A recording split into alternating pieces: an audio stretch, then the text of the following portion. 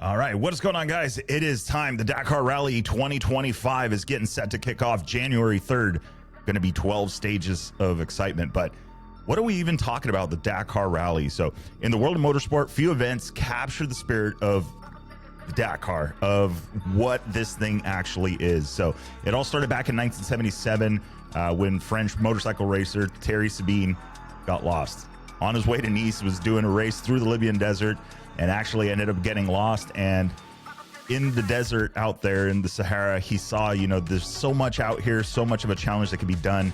And so just 2 short years later, the Dakar Rally ran its first iteration from Paris to Dakar, Senegal, covering 10,000 kilometers. So 6,200 miles roughly. So very, very, very long distance for racers. That was on the first one. Quickly, it did earn a reputation for being the absolute monster of an event that it still is today in 2024, and now it's new generation 2025. So there have been challenges over the years, obviously, moving from what originally was at Paris to Dakar, Senegal course, now occupied mostly by the Africa Eco Race, but now moving out of South America, which housed the event for many, many years, and now going to Saudi Arabia since 2020. And the race has been kind of back to its origins, right? So now sand dunes, epic sand dunes, the quarter, and then with them introducing many, many new challenges to the riders, including the 48-hour chrono stage. So let's talk a little bit about stages so you guys know what we're talking about as we do this coverage. Again, we are partnering with West by 1000 to help bring us some of the content daily, get you guys some more information, some shots, some videos, some interviews and stuff like that from the teams that are there on the ground. So let's talk Dakar Rally. Let's talk what makes up a day. So first part of the day is going to be a liaison. You're going to hear that word a lot. So in rally racing, it's not just about the actual green and checkered flag. You have a liaison in there, and that can be thought of as the commute to work, right? Before you put in the work on your timed stage, you're going to have to go through a liaison. That liaison or commute is comprised of short kilometers, lots of kilometers. It just varies depending on where they need to start and place the starting line for the day's stage. So there are rules, there are speed limits, there are waypoints, there are things that have to be done. And in the game of rally, all of the waypoints count. So once you get out of that and you get to your checkered flag, you're going to have, or excuse me, your green flag, you're going to get started. You have your time stage. There could be a neutralization in there. A neutralization is usually where teams are stopped. The chrono, the time is stopped, and then they're refueling, they're doing something, and then from there, the time starts again. So there's rules to that, leaving early, leaving late, that kind of thing. Once you get to the finish line, you may have another liaison after that to get back to the bivouac or campground or pits, as depending on what type of racing you do. Then you arrive, you're gonna be headed out to your dinners, your team meetings, your things, your physio, your all sorts of stuff. The Dakar is an entire city that moves across the different stages. Speaking of stages, we got a few different ones going on this time around. So that's how a stage is comprised: liaison, time section or selective section, special stage, that kind of thing, liaison, finish line, bivouac. But let's talk about stages. You have your straight up rally stages as just described, but to make it a little bit more spicy, the newcomer to the bunch is going to be the 48-hour chrono stage. So roughly explained, 48 hours with several different camps across that stage. So you race from basically sunup to sundown or dusk.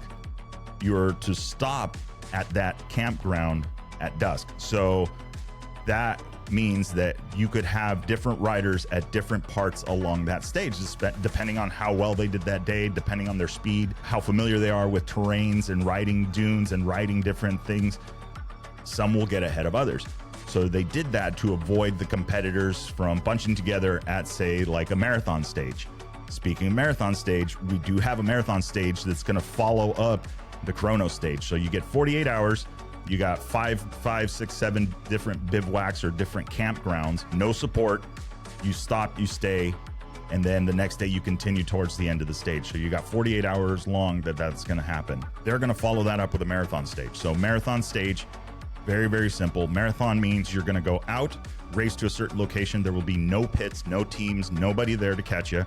you're on your own to make it happen. Work on your bike, do your things, and then turn around and race back to your team. So, or race to your team. So depending on which direction the course is going. So that makes it very, very challenging for competitors. There's been a lot of stuff that happens out in these races, that happens out there, that they're trying to keep the teams from communicating, from doing what they call the Dakar swing, and trying to, I would say, is trying to, in a way, manipulate the times and the results and everything to get a better starting position for the next day. So people like Mason Klein, who enjoy opening a stage, is not as big a deal to them. But then you've got the Dakar veterans and multi-time winner Ricky Brabeck, who's no stranger to the strategy and knows what it takes to get to the top spot on the podium. Skylar Howe's coming back on the Honda team as well. Pablo Quintanilla sticking with that one. The change with Nacho Cornejo going to the Hero Motorsports team. So there's a lot of stuff going on. Our very own Willem Avenant going to be racing the Dakar, his lifelong dream and bucket list item. He's going to do it this year, 2025 Dakar. So if you guys haven't been keeping up with him on the Decoding Dakar side of thing, or Willem Avenant Racing, you definitely want to see it. That's the everyday story. That's the you and I putting our heads to something and absolutely just trying to make it happen. So we got a lot coming up this year with the Dakar Rally in 2025.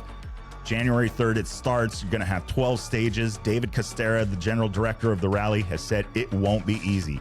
They're bringing back the mass start at the end in the empty quarter, finishing in the empty quarter. It is going to be an amazing event this time around, and I think that it will definitely bring some excitement. I'm curious to see, you know, will Ricky Brabeck bring trophy number 3 back to the U.S.? Skylar Howes, will he be out there? Mason Klein, he's been primed. He knows how to lead a stage. He knows how to open a stage.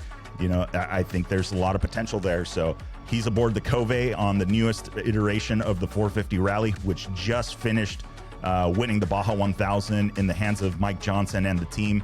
So it is very, very interesting to see how they're going to span this out and how this could go, because it's a lot of kilometers. But anyway, with that being said, guys, don't forget, like, share, subscribe, stay tuned to the channel. We've got a lot coming. We got 2 episodes a day at least that are going to be your results show bright and early in the morning as these guys race overnight. And before they get started every evening, we're going to be doing the stage preview, so you guys know what these guys are signing up for and what they're going to be doing for the day. So don't forget, stay tuned, hit that subscribe button, hit the bell notification. Remember, 2 episodes coming daily, and this is where we're going to be. So stay tuned. We'll see you guys.